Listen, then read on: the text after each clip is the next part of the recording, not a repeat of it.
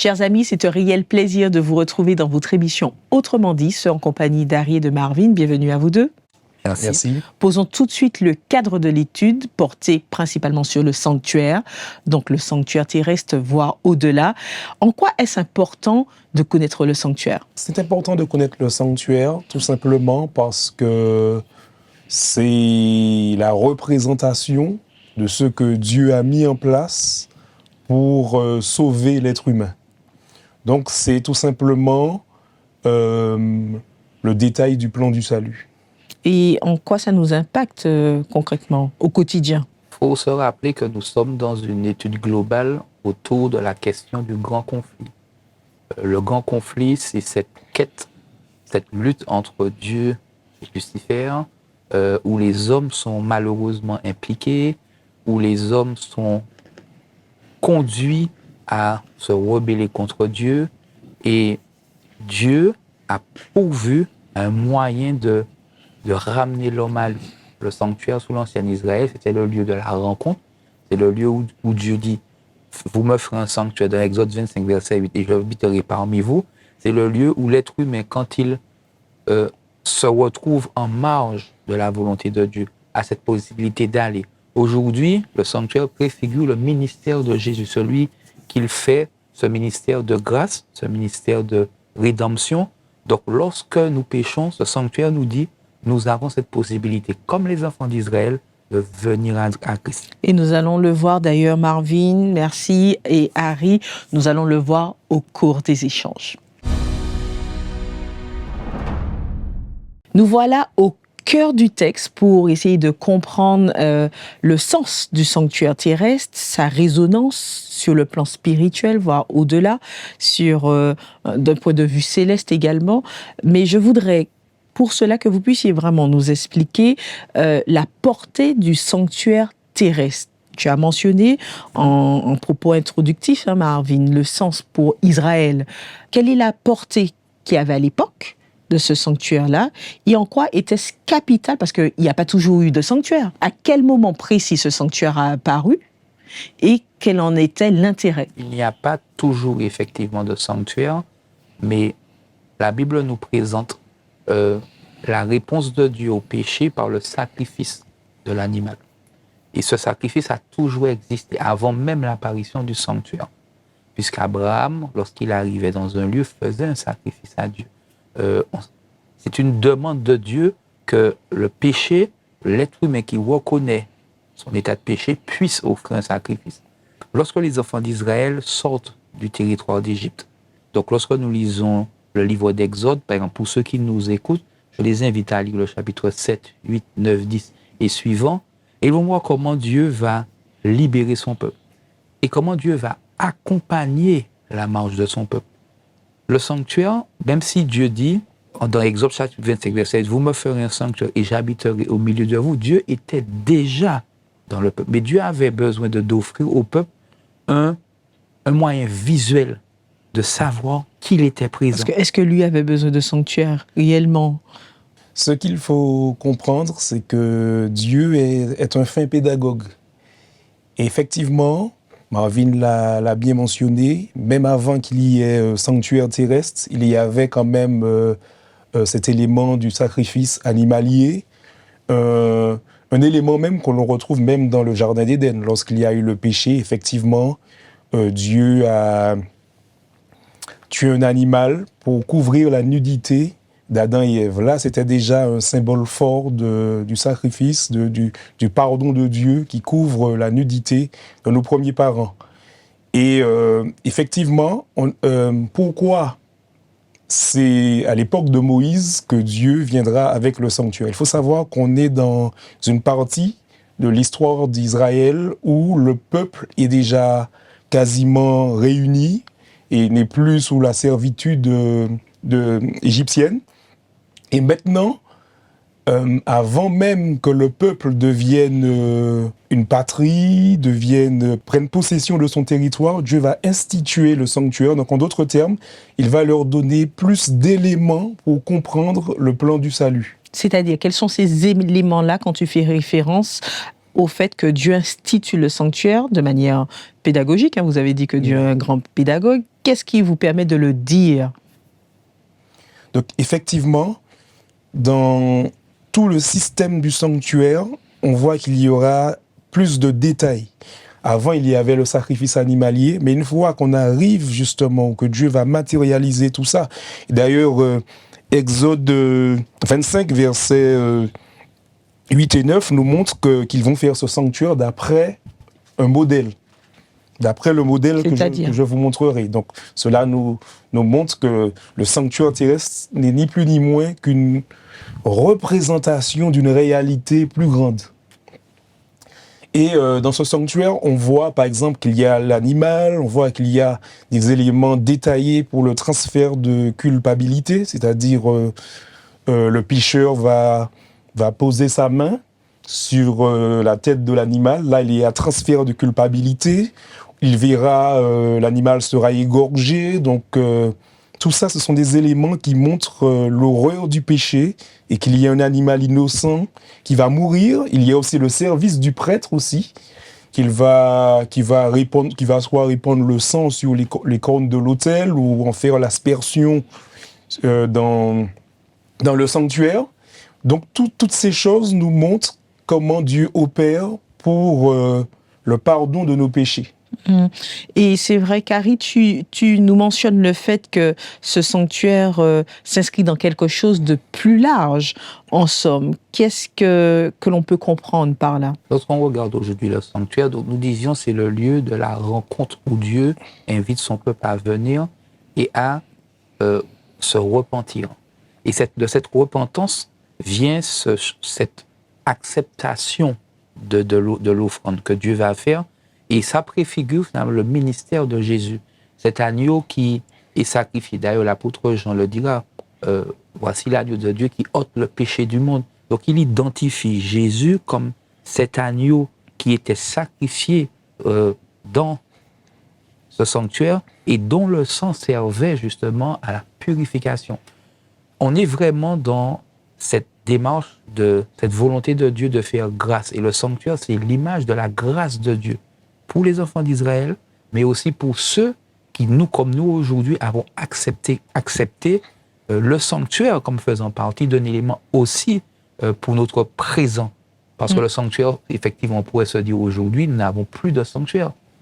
Mais aujourd'hui, tout ce qu'il représente a été mis en évidence par la venue de Jésus, la mort de Jésus. En d'autres termes, ce que Marvin dit et que j'appuie, c'est que le sanctuaire est christocentrique.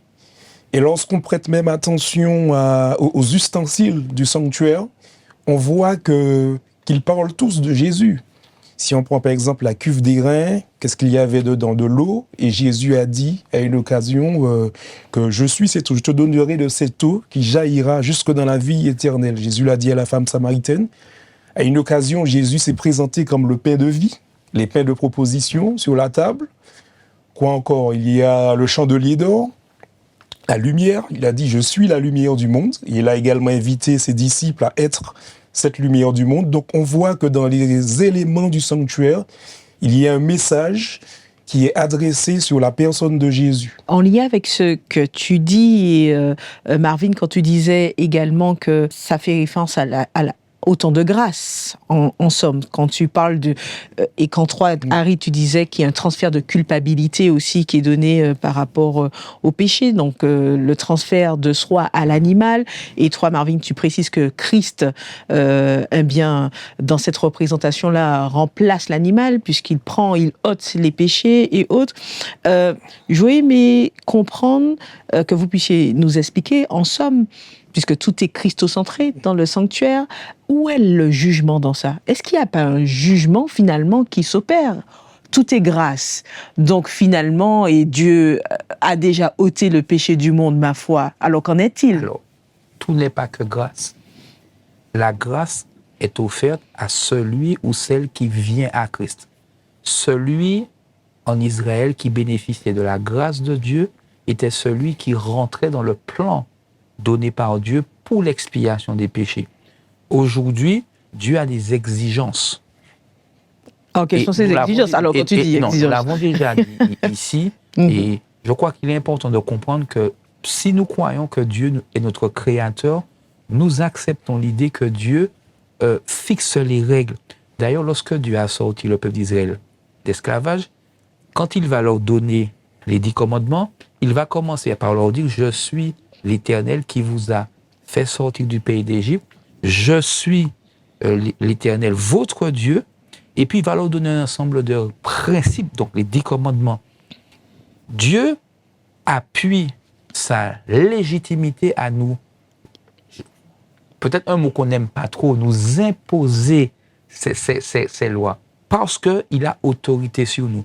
Et aujourd'hui, le jugement de Dieu s'abat sur ceux qui malheureusement font le choix de ne pas accepter cette grâce. Parce que la loi de Dieu est une loi, dans son gouvernement, dans sa manière de gérer, il aspire à ce que ces créatures soient attachées à lui. Malheureusement, le jugement vient pour ceux qui choisissent, en dépit de ce qu'il met à leur disposition, de ne pas rentrer dans le fait. Donc, ça veut dire que le jugement est réservé à une partie de la population? Ou est-ce que, ma question aussi, puisque vous avez dit qu'il y a un lien entre ce sanctuaire terrestre du temps d'Israël et quelque chose de plus grand qui nous concerne, donc tous, est-ce que du temps d'Israël aussi, le jugement, à l'époque, était réservé aussi à une partie de la population? Comment les choses s'opéraient? Lorsqu'on étudie le sanctuaire et lorsqu'on regarde son fonctionnement dans l'Ancien Testament, on voit que le service du sanctuaire concernait le peuple de Dieu. Et dans cette dynamique-là, on voit qu'il y avait le sacrifice quotidien, c'est-à-dire le sacrifice pour le pardon des péchés, mais il y avait aussi le Yom Kippour, le jour des expiations, qui avait lieu une fois l'an et qui était pour la purification du sanctuaire. Et dans ce service particulier, l'objectif, la visée, n'était pas seulement de pardonner le péché, mais la visée était plus grande. Elle traitait le péché d'une manière cosmique, de manière mondiale. Donc, on s'attaquait justement, on entrait dans le cœur du conflit entre le bien et le mal.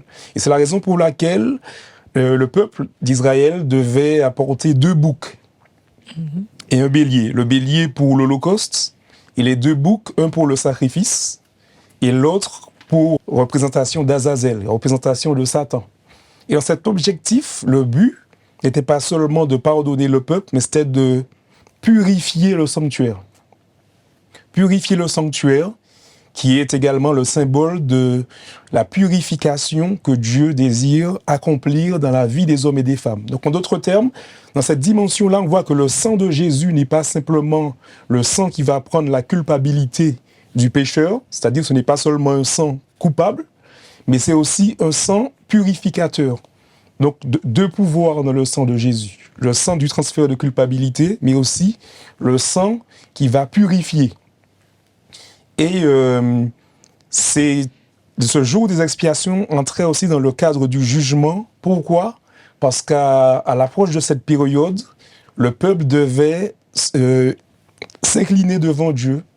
Il devait humilier son âme devant Dieu, et ceux qui ne le faisaient pas risquaient l'exclusion ou une sentence plus terrible.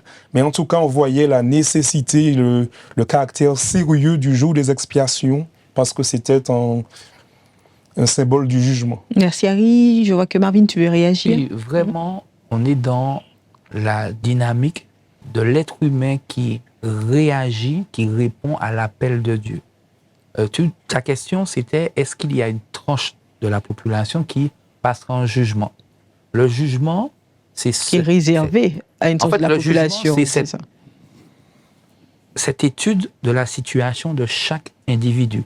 Mais la Bible, par exemple, je veux prendre un texte qui nous dit « Celui qui croit en lui n'est point jugé, mais celui qui ne croit pas est déjà jugé parce qu'il n'a pas cru au nom du Fils unique de Dieu. » Je vais prendre un autre texte. Donc, dans Romains chapitre 8, verset 1, « Il n'y a donc maintenant aucune condamnation pour ceux qui sont en Jésus-Christ, lesquels ne marchent point selon la chair, mais selon l'esprit. » Pourquoi j'ai pris ces 2 textes? Ici, la notion de jugement, quand on entend, on s'imagine que tout jugement va découler sur une condamnation. Non. Toute situation de vie sera mise à nu. Parce que Dieu nous invite à venir à lui et à nous ouvrir à lui. Et même ceux qui, de toute façon, ne viennent pas, Dieu sait. Mais lorsque nous venons justement et que nous reconnaissons notre état dans le cadre du sanctuaire, le pécheur reconnaît son état et accepte d'entrer dans le plan de Dieu. Celui qui aujourd'hui accepte Christ, accepte d'entrer dans cette relation avec lui.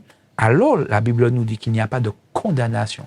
Ils ne sont pas condamnés parce qu'ils se sont appuyés sur Christ. Et puisque nous sommes dans le cadre du sanctuaire... Donc pour toi, jugement et condamnation sont complètement Oui, différents. il y a le le jugement jugement. s'adresse à tous, mais la condamnation s'adresse à ceux qui À n'ont ceux pas qui n'ont suivi les commandements, c'est ça, les directives. Et ceux qui n'ont pas accepté Christ comme le sacrificateur, parce que Jésus étant présenté comme le sacrificateur. Donc si je peux prendre Hébreux chapitre 8 et verset 1er suivant, voilà ce qui est dit. Le point capital de ce qui vient d'être dit, c'est que nous avons un tel souverain sacrificateur qui s'est assis à la droite du trône de la majesté divine dans les cieux, comme ministre du sanctuaire et du véritable qui a été dressé par le Seigneur, non par un homme. Tout souverain sacrificateur est établi pour présenter des offrandes et des sacrifices, d'où il est nécessaire que celui-ci ait aussi quelque chose à présenter. J'invite chacun à lire la suite du texte. Mais voici un texte qui nous dit que nous avons un sacrificateur. Donc Jésus est identifié ici comme le sacrificateur. Nous avions dit que Jésus, c'est l'agneau. C'est son sang qui nous permet d'être purifiés. Mais Jésus, c'est aussi celui qui porte les réclamations. C'est celui qui nous représente devant Dieu. Et c'est pourquoi il n'y a pas de condamnation. Parce que ceux qui sont Jésus acceptent qu'il soit le sacrifice, acceptent qu'il soit le souverain sacrificateur et bénéficient de sa grâce pleine. Merci. Je voulais rajouter ceci, justement, c'est que effectivement, le mot jugement n'est pas synonyme de condamnation, mais ce terme-là fait référence au fait de rendre justice. Et un autre texte, tu posais la question, est-ce que ce jugement concerne tout le monde ou quelques-uns? Il faut savoir que effectivement, il y a plusieurs phases au jugement. Mais le jugement dont il est question concerne... il faut comprendre que le jugement commence par la maison de Dieu. Parce que lorsqu'on lit 1 Pierre 4, verset 17, il est dit ceci. En effet, c'est le moment où le jugement commence et il commence par la maison de Dieu. Donc, il y a cette phase du jugement qui concerne exclusivement le peuple de Dieu, c'est-à-dire ceux qui ont accepté Jésus, pour voir si leur vie a été en phase avec la parole de Dieu et celui qu'ils ont choisi pour mettre en la personne de Jésus-Christ. Et justement, il y a un examen qui est fait pour voir où se situent les enfants de Dieu face à leur vie, en tout cas de croyants et de chrétiens. Merci Harry, merci Marvin, merci à vous. En tous les cas, nous voulons maintenant, dans cette dernière partie que nous allons entamer, voir l'application pratique pour nous dans nos vies. Il est vrai que dans la partie précédente, on a mis l'accent sur le jugement. Mais néanmoins, beaucoup mettent en corrélation jugement et temps de grâce. Qu'est-ce qu'il faudrait comprendre par là? Effectivement, le temps de grâce fait référence à cette période dont nous bénéficions, période durant laquelle on a toujours cette opportunité, bien que le jugement ait déjà commencé, on garde cette opportunité de nous repentir, de faire le point avec le Seigneur et si nous avons chuté, c'est-à-dire confesser nos péchés et avancer dans notre relation avec Dieu. Est-ce que ça signifie qu'à un moment donné, on ne sera plus en mesure de le faire? Exactement. Et d'ailleurs, Apocalypse 22, au verset 11, nous rappelle qu'il y aura un moment où ce ne sera plus possible de se repentir, ce sera plus possible d'expérimenter la grâce et le pardon de Jésus, puisqu'il nous est dit, par exemple, dans Apocalypse 22, verset 11, il nous est dit ceci, que celui qui est injuste soit encore injuste, que celui qui est souillé se souille encore, et que le juste pratique encore la justice, et que celui qui est saint se sanctifie encore. Verset 12, « Voici, je viens bientôt, et ma rétribution est avec moi pour rendre à chacun selon son œuvre. » Donc selon ce texte, nous comprenons qu'il y aura un moment où il ne sera plus possible pour l'être humain de pouvoir se repentir. Et c'est la raison pour laquelle il est important d'utiliser à bon escient le temps que Dieu nous accorde. Tous ceux qui entendent ça, parce qu'on entend qu'il y a un temps où le jugement vraiment va tomber. On ne pourra pas retourner, confesser, être pardonné. C'est ce que tu es en train de dire, Harry. Donc, à quel moment tout sera scellé, en somme? Est-ce qu'on a des indications? Nous avons des signes qui nous attestent que Jésus est proche, mais nous n'avons pas de date. Et ça doit nous maintenir dans cette dynamique que chaque jour, je dois chercher à rester dans les plans de Dieu. Parce que ne sachant pas que ce soit pour ceux qui aujourd'hui sont déjà dans une marche avec Christ, que pour ceux qui ne le sont pas. Parce que c'est pourquoi le texte qu'Harry a appris montre qu'il y aura beaucoup qui seront surpris. Ceux qui seront dans leur dynamique de rébellion vis-à-vis de Dieu et vont malheureusement le rester. Ceux qui sont dans une dynamique de restructuration, de plénitude, le seront. Donc tu veux dire qu'on ne sait pas quand on ne sait pas. Et parce qu'on ne le se sait manifestera le jugement, en fait. Voilà. La fin du temps de la grâce. Aujourd'hui, ce qui est important, c'est de se dire, s'il m'arrive de pécher, s'il m'arrive de ne pas être dans les plans de Dieu, merci Seigneur, j'ai auprès du Père un avocat. D'ailleurs, c'est ce que dit Hébreux chapitre 4, verset 7. Approchons-nous donc avec assurance du trône de la grâce afin d'obtenir miséricorde et de trouver grâce pour être secouru dans nos besoins. Et aujourd'hui, c'est ce qui doit être le plus important pour nous. La période à laquelle la porte se fermera, ça, ce n'est pas ce qu'il y a d'important.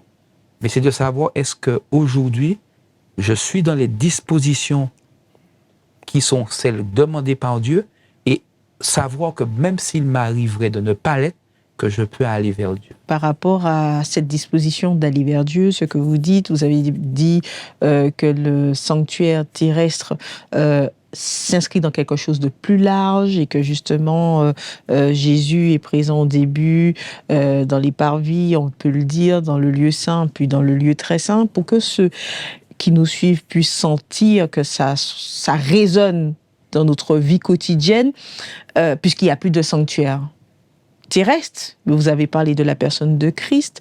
Certains mentionnent aussi la notion de sanctuaire céleste. Alors, comment comprendre ça? Sanctuaire céleste, Christ, sacrificateur. En fait, comment démêler tout ça et avoir un sens qui fasse écho à notre vie quotidienne de manière pratique? Premièrement, j'aimerais dire ceci, le sanctuaire céleste, c'est une réalité, puisque dans la Bible, nous trouvons des visionnaires. Je peux prendre l'exemple de Jean, l'Apocalypse de Jean. On peut prendre l'exemple aussi d'Étienne, qui a vu le Christ assis à la droite du Père. Donc, beaucoup ont vu cette réalité du sanctuaire. Et elle doit être concrète pour nous, tout simplement parce qu'elle est cette réalité qui a été représentée par le sanctuaire terrestre de l'Ancien Testament. Et dans cette réalité, je crois que nous avons déjà donné des éléments de réponse, et Marvin le disait, que Jésus-Christ est cet agneau qui ôte le péché du monde. Jésus-Christ est aussi le sacrificateur qui est dans le ciel et qui intercède pour nous, comme le livre d'Hébreux nous le rappelle. Donc ce qui est concret pour nous, c'est de savoir qu'il y a un sang plus précieux que le sang d'un animal, et c'est le sang de Jésus-Christ. C'est-à-dire qu'à chaque fois que je pêche et que je confesse sincèrement mon péché, il faut savoir que le sang de Jésus a ce pouvoir, a cette efficacité pour pardonner mon péché. Et d'ailleurs, 1 Jean chapitre 2 nous le rappelle, que ce sang-là n'a pas seulement le pouvoir de pardonner notre péché, mais nous purifier de toute iniquité. Et est-ce que c'est, quand tu dis purifier de toute iniquité, est-ce que c'est ce à quoi il faudrait que l'on puisse... C'est ce sur quoi plutôt il faudrait qu'on puisse comprendre quand il est question de purification du sanctuaire? Exactement, parce qu'il y a cette dimension.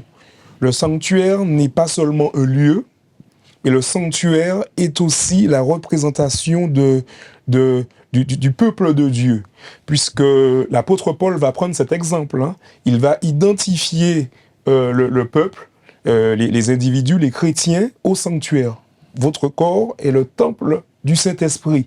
Donc on voit qu'il y a ce lien étroit entre le sanctuaire et nous en tant que peuple de Dieu. Donc il y a cette image, il y a cette symbolique qui nous rappelle qu'effectivement, que pour que le sanctuaire soit purifié, il faut Il faut. Ça passe par la purification du peuple, parce que nous sommes ce sanctuaire-là aussi, nous sommes ce peuple, et Dieu reviendra, Jésus-Christ reviendra chercher un peuple purifié.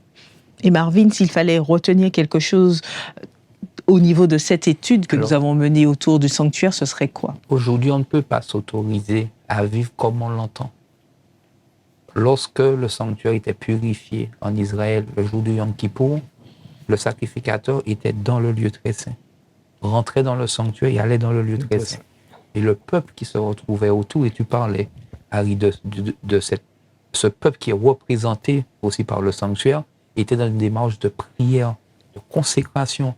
Ceux qui se réclament de Christ, ceux qui acceptent Christ comme agneau, sacrificateur, souverain sacrificateur, ne peuvent aujourd'hui vivre une vie de débandade. Donc c'est un acte de soumission, ce que Marvin mentionne. Et cette soumission, voilà, le peuple doit être aujourd'hui, en tant que personne ayant accepté ce message, je dois être soumis à Christ et à sa volonté. Et c'est l'invitation que je lance, que nous lançons à ceux qui nous écoutent. Vous n'avez peut-être pas encore, ceux qui ont fait l'expérience de véritablement se réfléchir à leur rapport à cette période dans laquelle nous sommes, où Christ est dans le lieu très saint. Et puis ceux qui n'ont pas encore fait ce choix, de pouvoir se laisser influencer par Dieu, pour pouvoir voir ce qu'il y a de beau dans le sanctuaire. Ce seront donc les mots de la fin. Merci Marvin, merci Harry, merci à vous de nous avoir suivis, merci pour cet enseignement riche autour du sanctuaire. Il est vrai que c'est un appel à poursuivre l'étude et à rester connecté avec nous pour le prochain numéro d'Autrement dit. D'ailleurs, si cette émission vous a enrichi, n'hésitez pas à la partager, à la liker. Elle pourrait bien faire du bien à d'autres. D'ici là, prenez bien soin de vous.